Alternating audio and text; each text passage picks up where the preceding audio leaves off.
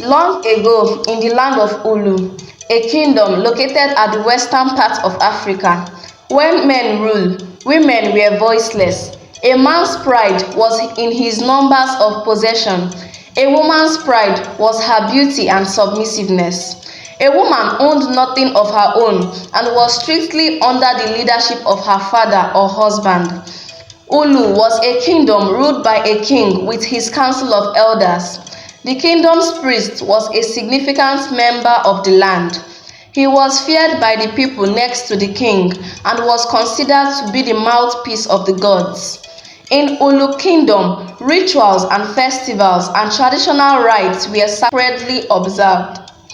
Two rituals were significant: females circumcised to keep them controlled, and males selected at a young age by the gods through the priest to be turned to eunuchs who were made to live their lives in the temple serving the gods.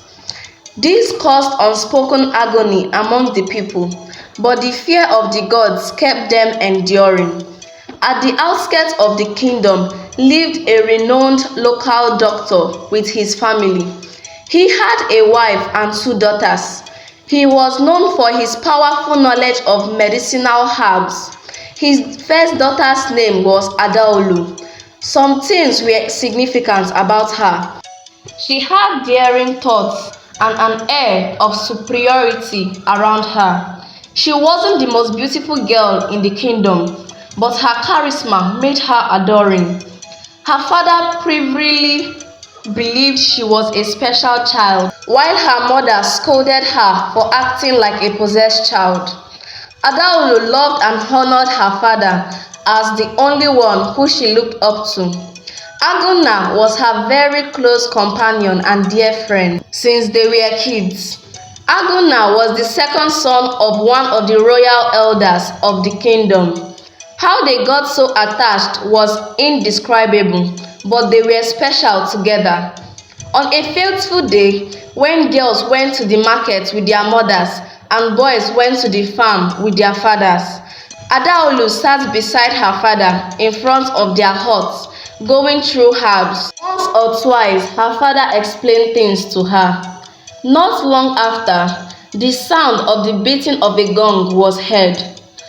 Father and daughter looked up to find an eunuch making an important announcement.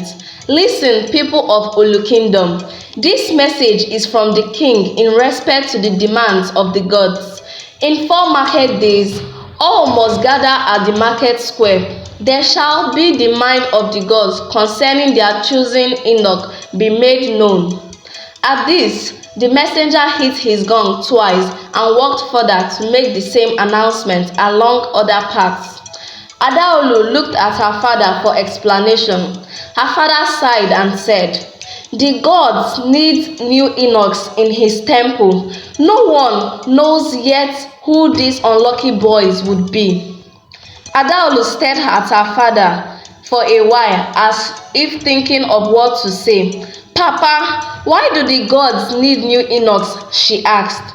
"Traditionally, a group of old ones are to be sacrificed at the temple," her father responded. "It is called their final service to the gods," he added. Adaulu shook her head in disbelief. "New eunuchs are selected once in every 7 years. My younger brother was a victim 7 years ago." Adaulu could see the pain in her father's eyes.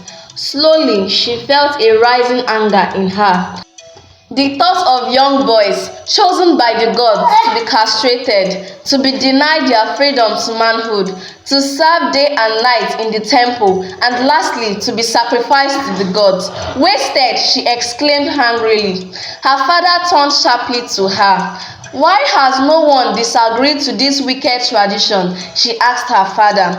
"Men give up their sons in reference to the gods. The young boys are taken away forcefully while they have no power to resist. Women retire to their huts, weeping secretly," father said sadly. Adaulu watched her father as he spoke.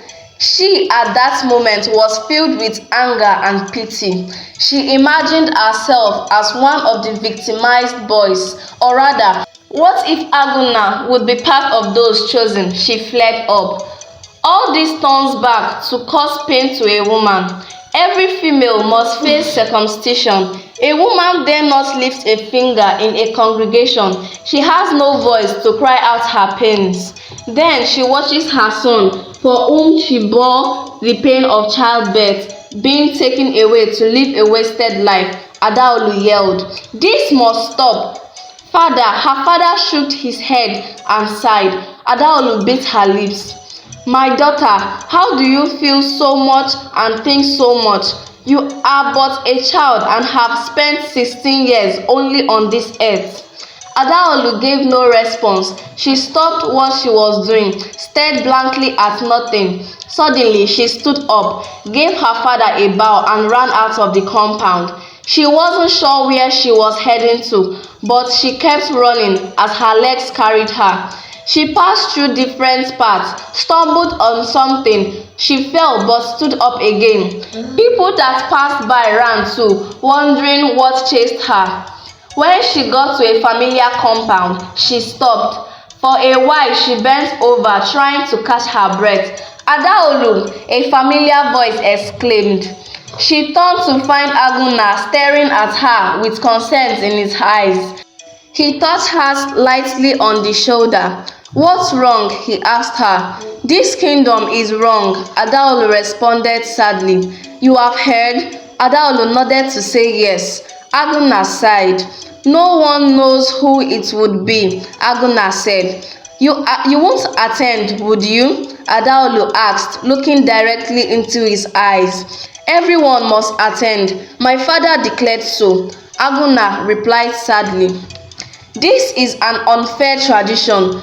You don't have to obey." "So what do I do?" Agunna asked. "Nothing. I am just 17. "Same age my father's stepbrother was chosen," Adaolu remarked. "I fear for your fate."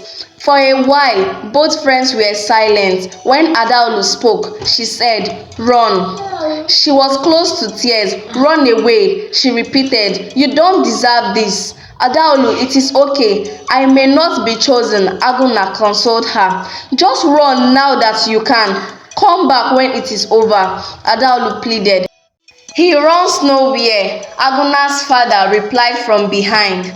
Adaolu was shocked to find her friend's father standing behind her. Both children bowed in respect to the elder. "Ada, stay away from my son. You are a bad influence on him," Agunna's father thundered. He commanded her to leave his compound, never to return again. As Adaolu began to walk away, Agunna's father said, "Wait till I report you to the king himself, evil child."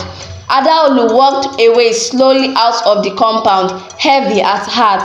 When she reached home, Adaolu did not talk to her father about her encounter at Agunna's place, though her father tried to ask her. A day passed and another day. Adaolu hoped to see her best friend Agunna around, but it seemed his father was really mean. One could feel the tension in the kingdom as people made preparations for the upcoming event. Girls gossiped about it. Women prayed for the safety of their sons. Men wore mean faces. A day to the great event, Adaolu was seen outside her hut with her mother and younger sister picking bean seeds. Adaolu watched as birds gathered up in front of them, trying to eat the bad bean seeds thrown away. The birds would come back to the same spot even after being chased. Adaolu smiled at this. Suddenly, the birds flew away. When she looked up, she realized what chased the birds away. Agunna's father had just stormed into the compound in the company of few other elders. Her heart raced with worry. Agunna's father wore an angry look, and so did his crew. He didn't waste time in declaring his purpose for coming.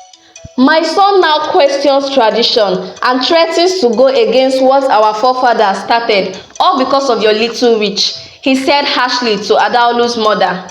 "Before you bring the wrath of the gods upon us, we will chop off your head and feed it to the birds," one of the elders thundered at Adaolu. As they left, Adaulu's mother began scolding her daughter. She was so worried about the level of trouble her daughter must have caused to make the elders so angry. But mother, this tradition is so unfair. Adaulu tried to defend herself. No one questions the gods, her mother yelled. Not even a man, talk less of you. I have always known you are a possessed child, in to cause trouble. But before then, the elders will handle you properly. Who are these gods anyway? Adaulu muttered as she ran into her hut, leaving her mother and her sister to pick the bean seeds. When Adaulu got inside, she knelt down and said a little prayer. I believe that there are gods, but when there is bad, there is good.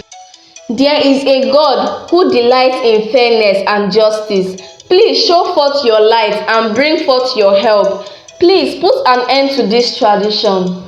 The next day, people walked down all paths leading to the market square. At the market square, young boys of the chosen age for the ritual sat on a mat at the center of everyone. Girls grouped by age stood afar off at one end, women too. The men stood in groups behind the priest and other eunuchs. The king sat in the company of his guards at a significant position, all faced towards the east. Songs were chanted, drums were beaten, the ceremony started.